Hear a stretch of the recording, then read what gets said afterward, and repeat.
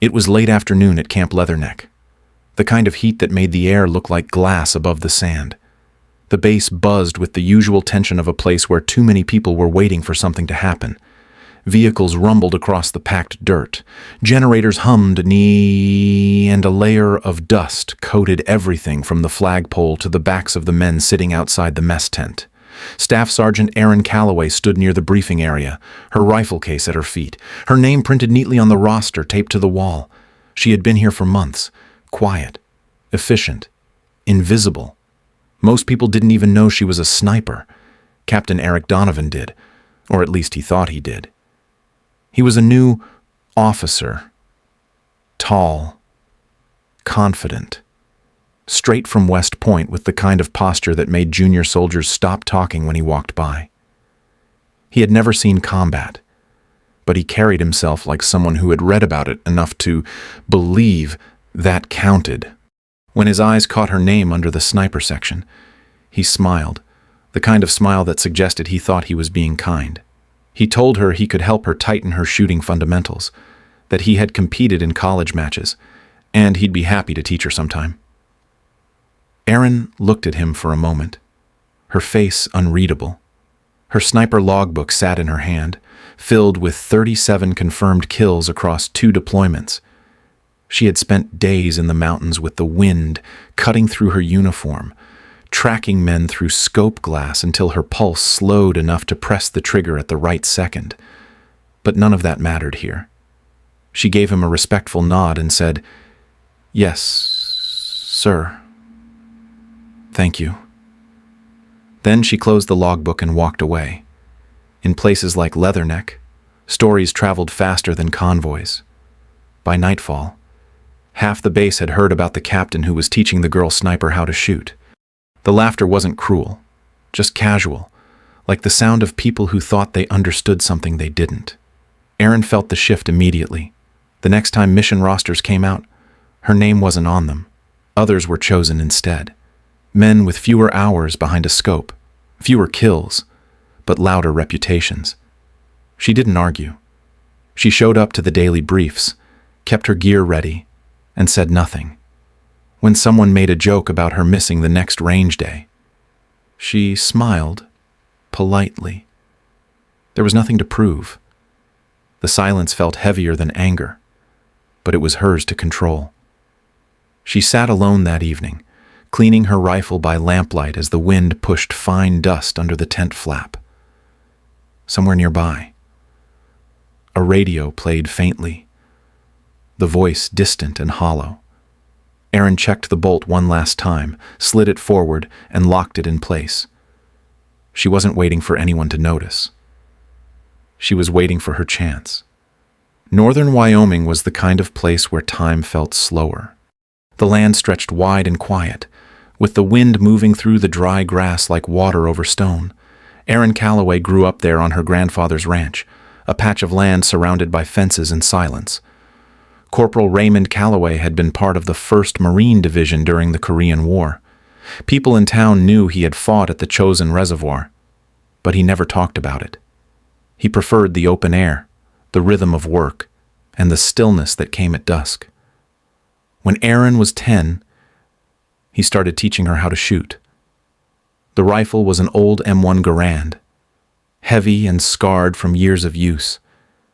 He showed her how to rest the butt against her shoulder, how to line up the front sight with the rear notch, and how to breathe through the trigger squeeze instead of jerking it. He told her to watch the grass, to learn how the wind pushed it, and to read its movement like a story. Every lesson came with the same quiet advice. Shooting is not about being fast or loud, it's about being right.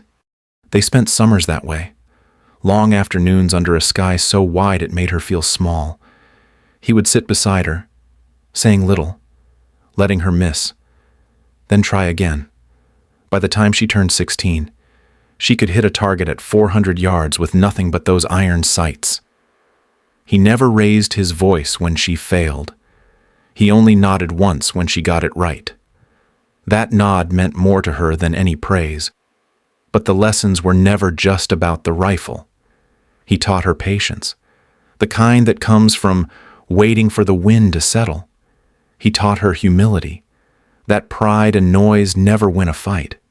He taught her to stay calm, even when everything around her moved too fast. When he got sick years later, she sat by his hospital bed, and he asked if she was still shooting. She told him she was trying.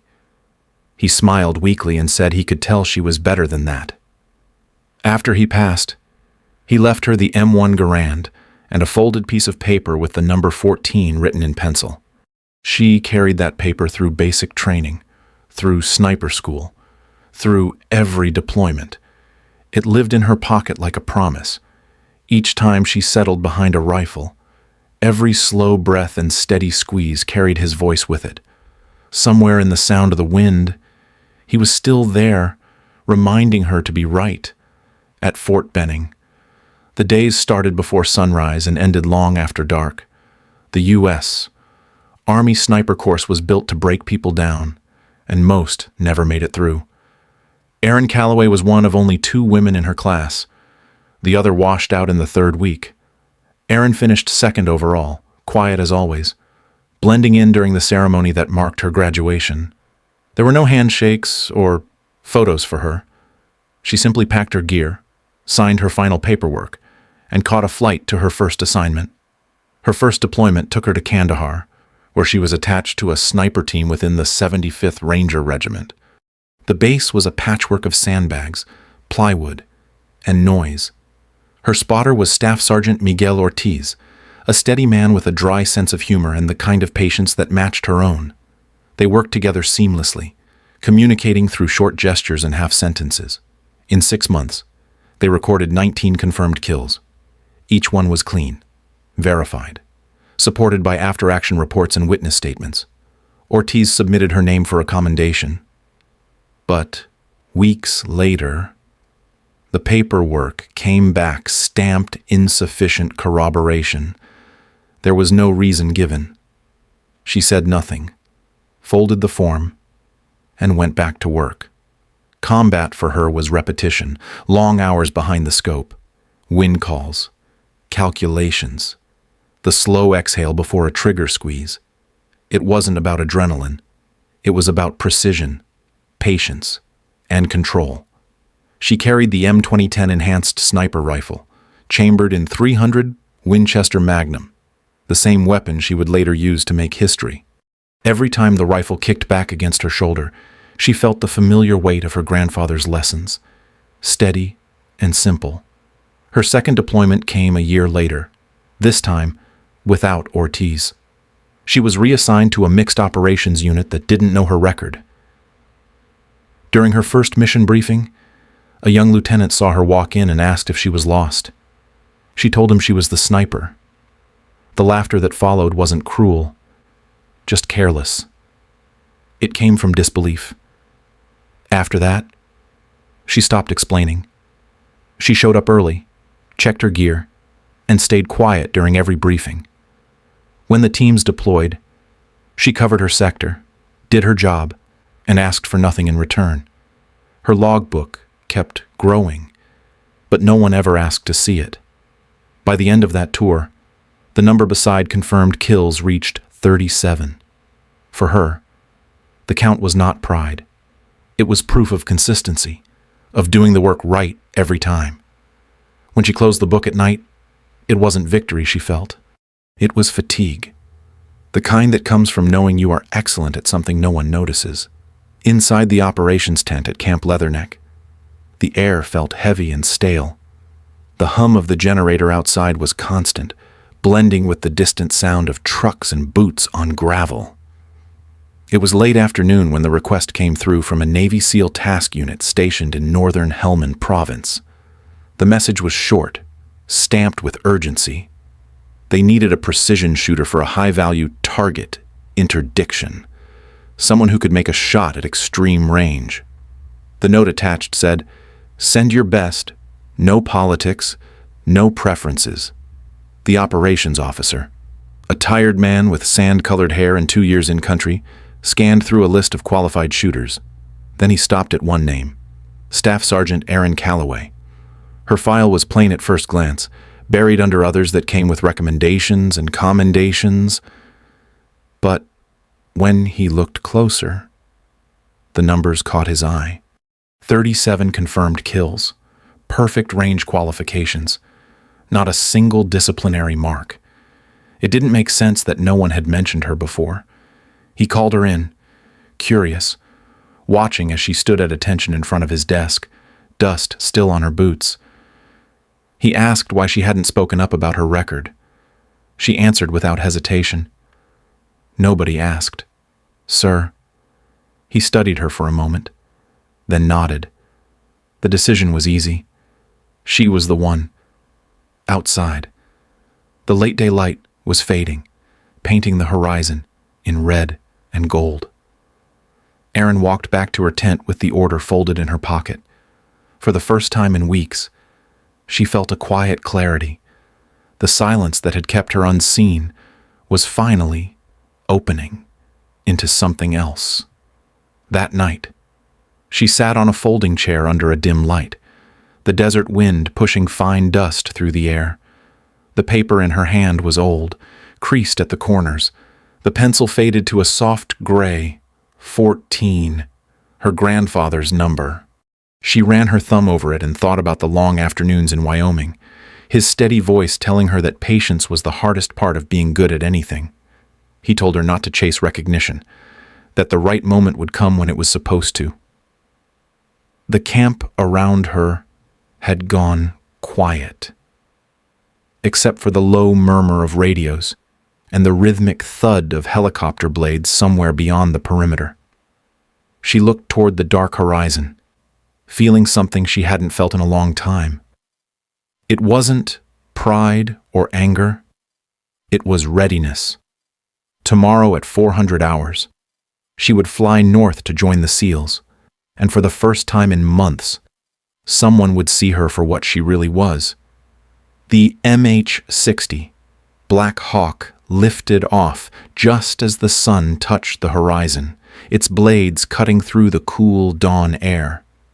Staff Sergeant Erin Calloway sat near the open door, watching the desert stretch below in shades of gold and gray. The flight north to Patrol Base Marius took less than an hour, but it felt longer. The SEALs riding with her spoke little, their gear strapped tight, their faces calm and unreadable. When the helicopter touched down, the air was filled with dust and the smell of jet fuel. Erin stepped out, slinging her rifle case over her shoulder, and followed a crewman toward a cluster of low buildings surrounded by HESCO barriers. Inside the operations room, Commander Vincent Shaw stood over a map table. He was in his early 50s, lean and steady, with gray at his temples and eyes that missed nothing. When Erin entered, he looked up and asked if the number in her file was real. 37 confirmed kills. She answered evenly that the record was accurate and verified by after-action reports and witness statements. Shaw nodded once, satisfied. Then he told her she would be taking a long shot today. He spread a satellite image across the table. The target was a Taliban financier named Farid Haqqani, moving between safe houses in northern Helmand. Intelligence placed him in a compound at the edge of an open valley, 1,700 meters from the nearest cover. A ground assault would risk too many lives. The task was a precision strike. The SEALs already had rules of engagement clearance for a sniper interdiction. Erin would take the shot. Her spotter would be Petty Officer First Class Ryan Wren, an experienced marksman who had worked extreme range overwatch before. As the briefing continued, they reviewed drone footage, terrain analysis, and recent weather patterns. Erin studied wind direction, barometric pressure, and humidity, noting that the valley crosswind would complicate the shot.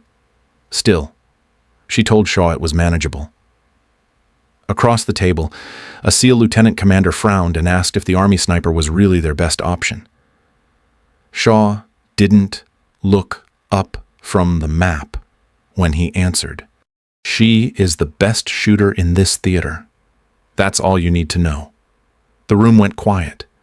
For the next hour, the team checked gear and compared firing solutions. Erin opened her rifle case, inspecting the M2010 enhanced sniper rifle. She ran her hand along the barrel, feeling the cool metal under her fingers. Wren calibrated the rangefinder while another SEAL updated drone coverage. Outside, the desert light faded from gold to pale gray. Inside, the atmosphere was still, methodical, professional. Every man in the room knew what was coming. By 400 hours, or 4 a.m., the team would be on the move. There were no speeches, no bravado, only the sound of maps being folded and magazines being loaded. The kind of silence that meant everyone was ready. They moved out at 400 hours, the world still black and silent. The desert air was cold enough to sting, the kind of chill that came just before dawn. Staff Sergeant Erin Calloway led the small element up the rocky slope, her boots finding each step by memory and instinct. Behind her, Commander Shaw and 2 SEAL operators carried their gear in silence while Petty Officer First Class Ryan Wren followed close, cradling his spotting scope. Their breaths came slow, controlled, every movement deliberate. No one spoke. The only sounds were the scrape of gravel and the low hum of the wind pushing through the valley below. By the time they reached the ridgeline, the first light was breaking over the horizon. The compound lay 1,700 meters away, small and still under the fading dark. Erin dropped to one knee and began setting up her position. She unpacked the M2010 enhanced sniper rifle, chambered in .300 Winchester Magnum, the matte finish blending with the rocks around her. She attached the suppressor, extended the bipod legs, and checked the scope's zero with the calm precision of muscle memory. Wren unfolded the tripod for the Leupold Mark IV spotting scope, aligning it with her sightline. The rangefinder pinged the target area at 1,701 meters. The wind shifted in slow, unpredictable waves. Wren read from the Kestrel ballistic computer, his voice steady and quiet. Temperature 68 degrees. Barometric pressure 29.0. Humidity 27%. Crosswind variable from the left. Erin adjusted the elevation turret, setting it for 10.6 mils, then fine-tuned the windage. She wrote the data on her laminated dope card, clipped it to the stock, and steadied her breathing. The valley stretched wide and still, no movement except a faint shimmer of mirage near the compound walls. They waited. The silence felt heavy, the kind that pressed against the eardrums. Over the radio, Shaw's voice came through, low and controlled. Target confirmed. Haqqani, exiting structure with security detail. Wren adjusted focus, watching through his scope. He's mobile, heading toward a vehicle. Erin leaned into the rifle, the stock fitting against her shoulder as if it had always been there. Her heartbeat slowed. The crosshairs rose and fell with each breath. Wren called corrections as the wind shifted. 3 left. Hold. Erin exhaled halfway, letting her body fall still between heartbeats. The world narrowed to a tunnel of glass and light, the reticle fixed on the man's chest. Her finger pressed the trigger until it broke clean. The rifle kicked once. A deep, muffled thud in the still air. The bullet traveled for 2.9 seconds. Across the scope. She tracked it by instinct, imagining the arc, the drop, the drift. When it hit, the man folded instantly. Center mass, no flinch, no stagger. His guards scattered in panic, diving for cover. Wren kept his eyes on the target and keyed the radio. Target down. Confirmed. Shaw watched through binoculars, silent for several seconds before lowering them. His voice was calm when he finally spoke. That was perfect. Erin cycled the bolt, the spent casing falling into her gloved hand. She slipped it into her pocket, cleared the rifle, and began breaking down her gear. Around her, the SEALs stayed quiet. No one cheered. No one spoke. They all understood what they had just seen. Precision, control, years of discipline distilled into one flawless moment. Erin packed the rifle, stood, and looked once more at the valley below. The The sun was rising now, spilling pale light over the ridgeline.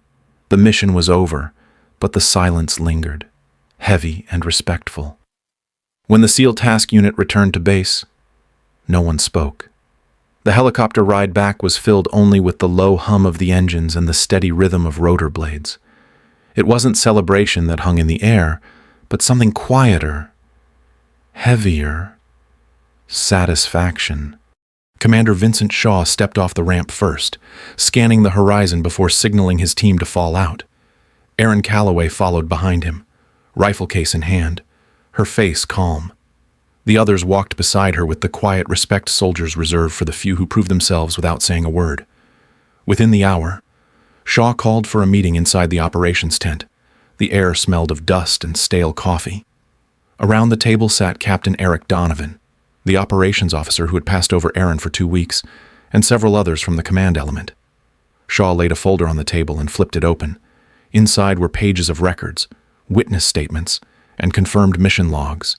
He began to read aloud, his voice steady. 43 confirmed enemy kills.